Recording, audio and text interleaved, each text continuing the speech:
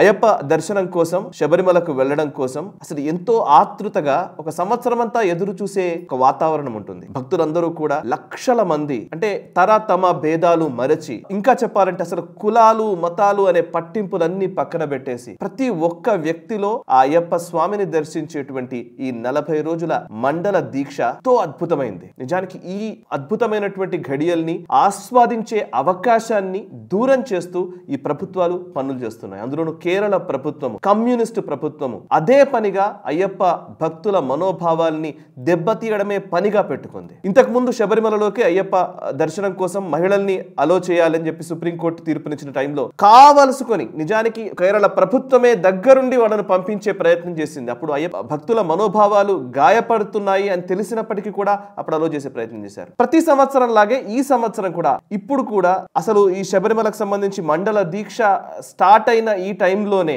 Already గుడి తలుపులు తెరుచుకున్న 2 రోజులకే అక్కడ క్యూ లైన్లలో పడిగాపులు కాస్తున్నటువంటి భక్తులతో గురించిన విజువల్స్ వస్తూ ఉంటే నిజంగా చాలా బాధ కలుగుతోంది. మనోవేదన కలిగిస్తున్నటువంటి విజువల్స్ అనేకం చూస్తూ ఉన్నాం.